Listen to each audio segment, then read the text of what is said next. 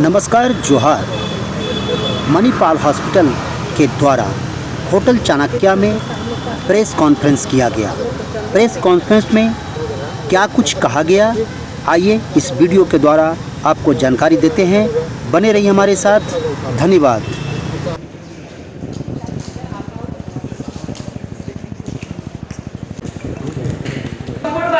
ये दोनों डॉक्टर्स झारखंड से ही हैं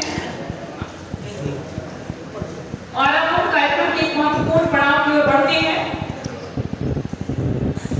मित्रों, मीडिया केवल स्वास्थ्य से जुड़ी नई तकनीकों, उपचार पद्धतियों और चिकित्सा जगत की महत्वपूर्ण जानकारियों को बेहतर ढंग से समझा जा सके।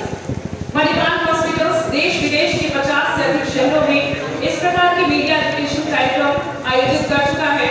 यह पहल स्वास्थ्य सेवाओं और मीडिया समुदाय के बीच सहयोग को और मजबूत बनाने की दिशा में एक महत्वपूर्ण कदम है। भाई आगे नहीं, पीछे भी आओ सर। थोड़ा भाई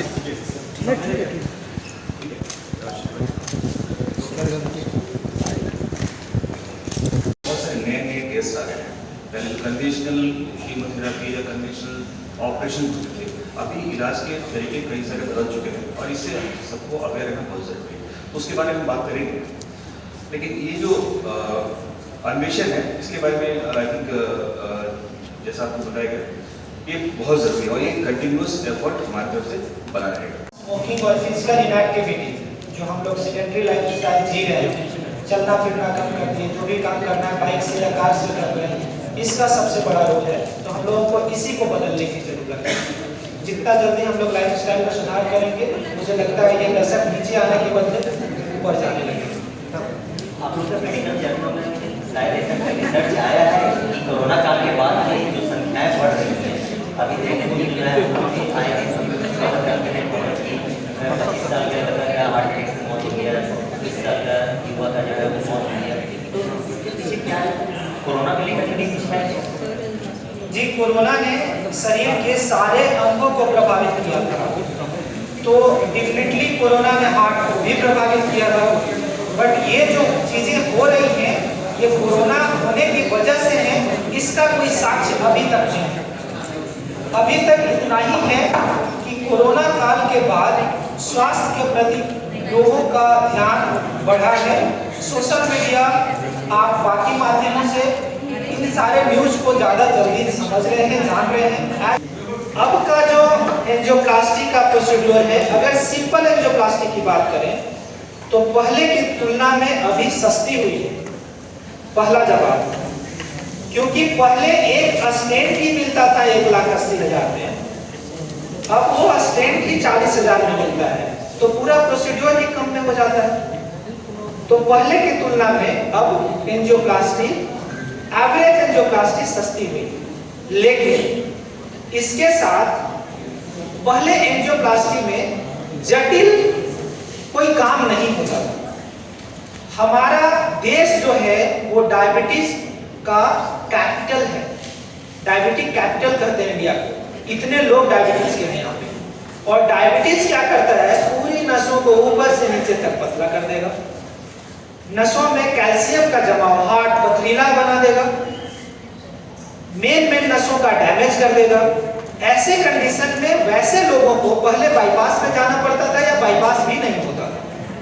तकनीक के बढ़ने की वजह से अब वैसे जटिलतम काम होते हैं। जैसे हमने पहले बताया कि हमने इंडिया में लॉन्च हुआ था ऑर्बिटल एथरेक्टोमी, हमने इंडिया में किया।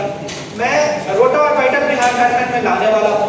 मैं रोटा ऑर्बिटल एथरेक्टोमी आईवास इमेजिंग का ट्रेनर, डॉक्टर हूँ। पूरे इंडिया में घूम घूम के ट्रेनिंग दिया करता हूँ लोगों को। साल भर में 10 से 12 कार्डियोलॉजिस्ट को ट्रेन करता हूँ उसके लिए। ये कौन से काम है? ये वैसे काम है जो जटिल प्रक्रियाओं को करने में मदद करती है। पत्थर को काटना है, ड्रिल करना पड़ेगा। जैसे आप घर में ड्रिल करते हैं दिमाग में, वैसे ही उन नसों में हम ड्रिल करते हैं। काफी जोखिम भरा होता है, उसकी ट्रेनिंग देनी होती है। तो वो जो जटिलतम प्रक्रियाएं हो रही हैं, आईवास इमेजिंग है, ओसीटी है, ये इमेजिंग जो है ये कॉस्टली है। और वाइटल एथरेक्टोमी का अकेला कॉस्ट 2.5 लाख का है। तो अगर किसी एक इंसान को एंजियोप्लास्टी करना है और उसको ऑर्बिटल एथलेक्टोमी की जरूरत है, साथ में उसको इमेजिंग का जरूरत होगा, अल्ट्रासाउंड करने का जरूरत होगा, तो ये ऑर्बिटल एथलेक्टोमी और इमेजिंग दोनों मिलाकर के 3.5 लाख रुपए का खर्च बना दिया। बाकी जो प्रोसीड्योर का चार्ज है, स्टेंट का जगह है, बलून का कॉस्ट है, ये सब तो बाद में। तो जैसे जैसे जटिल होती जाएंगे, अब जो इम्पेला उनको लगा है उसका कॉस्ट 27 लाख है। जो बाबा को भाग लगा है, वो भाग प्रिपेयर करने में सामान यूज किया गया, उसकी कीमत 24 लाख से 32 लाख की होती है। तो जटिलता जितनी बड़ी होगी, सामान का कॉस्ट बड़ा होगा, तो डेफिनेटली प्रोसीड्योर बड़ा होगा। अब आता है दूसरी क्वेश्चन। दूसरा क्वेश्चन है कि हम खान पान में जो हुआ बदलाव है, वो बहुत सारा ऐसा चीज है जिसको कि हमको खुद से कोरिलेट करने की जरूरत है। आपकी सभ्यता जो है बहुत पुरानी है, बहुत पुरानी सभ्यता है, और इसकी जो परंपरा है वो टाइम टेस्टेड है। आप दोनों बात को समझिएगा। जो भी सोसाइटी, जो भी सिविलाइजेशन बड़ा लंबा दिन का होता है, 5000 साल, 10,000 साल, 20,000 साल, उस सिविलाइजेशन में जो पैटर्न्स होते हैं, जो आप काम करते हैं, जिसको फॉलो किया जाता है, वो टाइम टेस्टेड होता है। तो जब टाइम टेस्टेड कोई प्रोसीड्योर है, जो टाइम टेस्टेड कोई खाना है, जिसको कि पूर्वजों ने 5000 तक खाया है, उसको आज के पश्चिमी सभ्यता के नाम दे देने से गलत नहीं होगा। तो सरसों का तेल कल भी शुद्ध था, आज भी शुद्ध है। अगर सरसों के तेल से हार्ट अटैक होता तो सबसे ज्यादा भारतीयों को हार्ट अटैक हुआ करता। तो सरसों का तेल कल्प्रिट नहीं है, घी कल्प्रिट नहीं है। कल्प्रिट क्या है?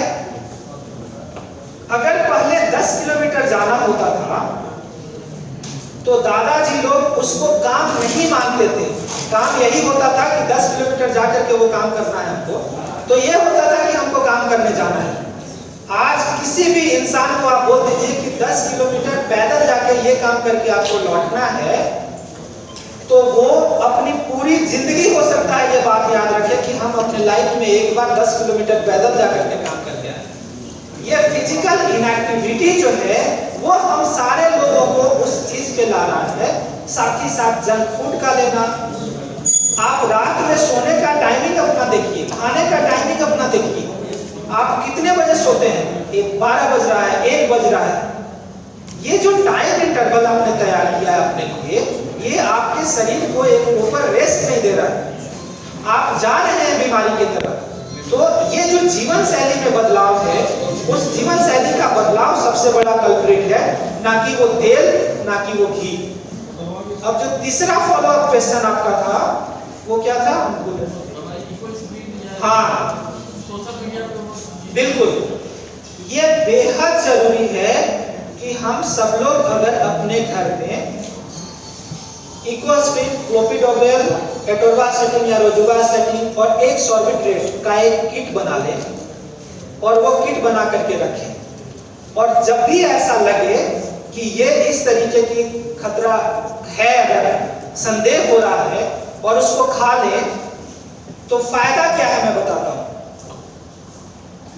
हार्ट अटैक जब होता है तो हार्ट अटैक के समय जिस धमनी के ब्लॉकेज की वजह से हार्ट अटैक हो रहा है, ज्यादातर कंडीशन में वो 100% बंद होती है। ये 100% बंद होना, और अगर ये 1% भी खुला हुआ है, 1% एकदम लीक बस कर रहा है, खून रिसाव हो रहा है बस, इन दोनों में इतना बड़ा डिफरेंस है कि एक में आपका हार्ट कॉन्ट्रैक्टिलिटी प्रिजर्व किए रह सकता है, और दूसरे में आपका हार्ट इस स्थिति में आ सकता है जैसे बाबा का था, जैसे उनका था। ये 100% और 99% का ये डिफरेंस है। तो आप जो दवा अगर दर्द होने के साथ खाते हैं, तो वो 1% का ब्लॉकेज तो खोल देगा ही देगा। अगर वो तुरंत ले लिया गया है तो 1%, क्योंकि उस समय जो ब्लॉकेज होता है, ब्लॉकेज करने वाला जो पदार्थ होता है वो सॉफ्ट होता है, उसको जल्दी लिक्विफाई किया जा सकता है, और वो कंटिन्यूअस प्रोसेस में होता है, विशियस साइकिल होता है, जिसमें वहां पे जाकर के और जमाव बढ़ रहा होता है। उसी समय उस जमाव, ये जो दवा है वो कुछ नहीं है, आपके शरीर के अंदर जो खून के थक्का बनाने वाले पदार्थ हैं उनको रोकता है। तो जब वो रुकता है तो वो 1% खुल जाए अगर, तो आपका जिंदगी का तरीका ही बदल सकता है।